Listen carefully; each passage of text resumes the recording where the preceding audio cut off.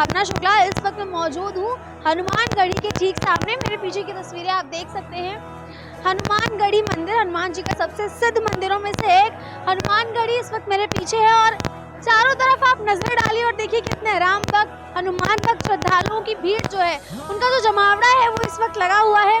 हम यहाँ लोगों से बातचीत भी करेंगे, जानेंगे उनके अंदर जो उत्साह है, उनके भीतर जो उत्साह है, वो जो जोश है वो कितना ज्यादा हाई है। रामलला पधारने वाले हैं, उनकी प्राण प्रतिष्ठा का जो समारोह है वो कल पूरा हो जाएगा और लोग उसके उपलक्ष्य में कैसा महसूस कर रहे हैं, कितने ज्यादा आनंदित हैं, इस दृश्य को वो कैसे संजो रहे हैं खुद के भीतर और किस तरह का माहौल उनके बीच है, किस तरह का जोश है। हमारे साथ लोग हैं, मौजूद हैं, बातचीत करते हैं और जानने की कोशिश करते हैं कि रामलला आने वाले हैं, उनको कैसा महसूस हो रहा है। अपना परिचय दीजिए, नाम बताइए। गुजरात से आए हैं और कल से आए हुए हैं।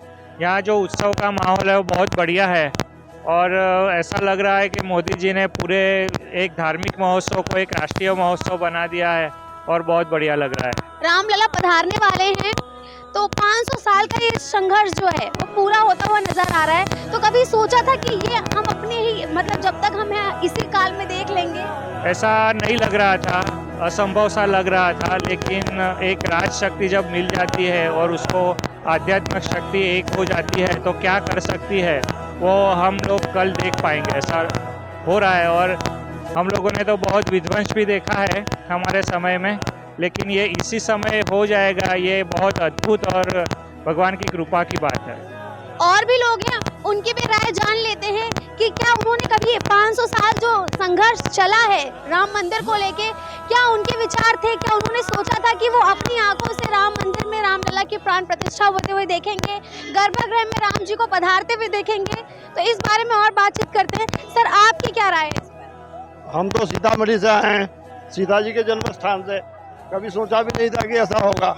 ठीक है, खुशी हो रही है? बहुत ज्यादा खुशी है।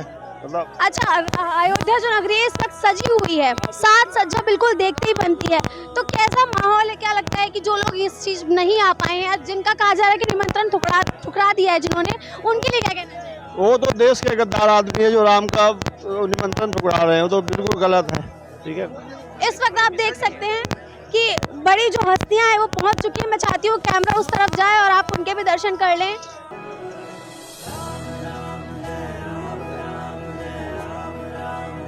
पूरे देश भर से साधु संत महंत जो हैं इस वक्त हनुमानगढ़ी में पहुंच रहे हैं, अयोध्या नगरी में पहुंच रहे हैं। जमावड़ा श्रद्धालुओं को इतना तगड़ा है और जो सुरक्षा कर्मी है वो भी काफी भारी संख्या में तैनात हैं। जो कुछ भी अयोध्या नगरी में चल रहा है उसको शब्दों में बयां करना बहुत आसान बात नहीं है, बहुत ही मुश्किल है कि हम शब्दों में बता दें कि अयोध्या नगरी में क्या कुछ चल रहा है। रामलला की जो प्राण प्रतिष्ठा का कार्यक्रम है उसमें अब बहुत ज़्यादा समय शेष नहीं है। जल्द ही कल 22 जनवरी 2024 का वो ऐतिहासिक दिन बनने वाला है जिसका इंतज़ार कई सालों से किया जा रहा था। लोग इसी दिन के इंतजार में थे और वो जो दिन है, अब उस दिन को आने में बहुत ज़्यादा वक्त नहीं है। जगह जगह क्या क्या इंतजाम किए हैं, क्या क्या व्यवस्थाएं हैं, इसकी बात मैं आपको पहले ही बता चुकी हूँ। इसकी तस्वीरें, इसके दृश्य भी आप तक पहुँच चुके हैं। लोगों से बातचीत करते हैं कि उनको कैसा लग रहा है, उनके अंदर का भीतर जो उत्साह है, जो जोश है वो कितना है और क्या कुछ कहना चाहते हैं वो। मतलब कुछ नहीं है आपके पास कहने के लिए? रामलला पधारने वाले हैं, कुछ तो अंदर भाव होगा। अच्छा, बहुत अच्छा लग रहा है, बहुत मतलब इतना उत्सुक है कि हम गुजरात से आ गए हैं। गुजरात से आए हैं तब बोलने में कतरा रहे हैं, फिर भी हमको डर लग रहा है। डर किस बात का? रामलला हमको कभी उसकी तो बहुत खुशी है, हम गुजरात से आ चुके हैं तो खुशी नहीं होगी क्योंकि रामलला पधार रहे हैं, उनका बुलावा था, मुँह से यहाँ चलाए हैं। अच्छा, सोचा था कि 500 साल में जितना विध्वंस लोगों ने देखा, जितना झेला, जाने गई, बहुत कुछ ऐसा हुआ कि जिसको देखने के बाद ऐसा लगता ही नहीं था कि ये संभव हो पाएगा। नहीं, ऐसा तो कभी नहीं सोचा थे क्या आएगा, मगर ये मोदी जी और योगी जी है इसलिए संभव है। हर जगह बुलडोजर बाबा की। आपके क्या विचार? मेरा ये विचार है जैसे मुर्दे में जान आ जाती है, आज ऐसे हम लोगों के अंदर एक जान आ गई है। माने पूरे भारत देश के अंदर राम जी का माने जो जन्मोत्सव हो रहा है तो ये सनातन के अंदर एक जान हो गई है। अभी सनातन बिल्कुल नॉर्मल डला हुआ है, जैसे हम ही थे तो हम भी माने ये सोच रहे कि हमारे अंदर एक नई जान आ गई। मैं 700 किलोमीटर दूर से आया हूँ, यहाँ 4-5 दिन से हूँ और मैंने प्रण कराया जब तक राम जी के दर्शन नहीं होंगे घर वापस नहीं जाऊँगा। कहाँ से आए? मैं एमपी से, सागर जिले मध्य प्रदेश से आया हूँ। तो यहाँ आप देख सकते हैं कि अलग अलग राज्य से जो लोग हैं वो मौजूद हैं। कोई महाराष्ट्र से आया है, कोई एमपी से आया है, कोई कोलकाता से आया है, कोई गुजरात से आया है। तो सबकी बातें सुनेंगे और सबकी बातें रखी जानी जरूरी है, क्योंकि जो भाव लेकर वो एक राज्य से दूसरे राज्य तक का सफर उन्होंने तय किया है, वो भी ऐसी सर्दी में जहाँ हम और आप घर से निकलना भी जरूरी नहीं समझते, तो उनसे बात करना ज्यादा जरूरी बन जाता है। कैसा लग रहा है रामनगरी में कदम रखने के बाद, रामलला की जो भूमि है उस पर आने के बाद? कभी सोचा था कि ये दिन हम ही देखेंगे?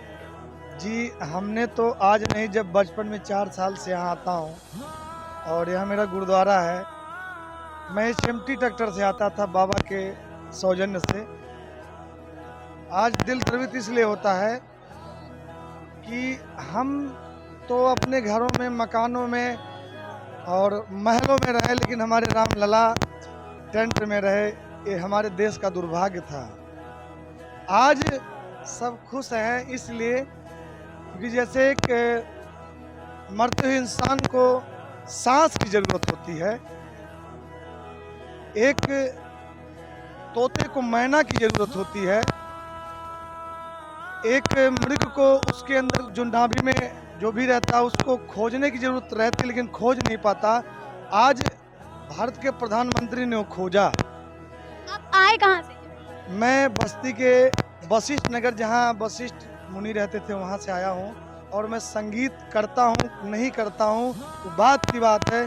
पहले तो मैं उत्सव मनाने आया हूँ और कॉन्ट्रैक्टर हूँ एनएच का, और 5 दिन छुट्टी लेके आया हूँ भगवान का बस सेवा करने। अच्छा, भगवान पर कुछ सुना दीजिए, संगीत करते हैं आप? अभी तो मैं थोड़ी देर में सुनाऊंगा और संगीत से ही सबको बताऊंगा। आज संवाद की बात होनी चाहिए, विवाद की बात नहीं होनी चाहिए, अपवाद नहीं होना चाहिए, त्याग होना चाहिए।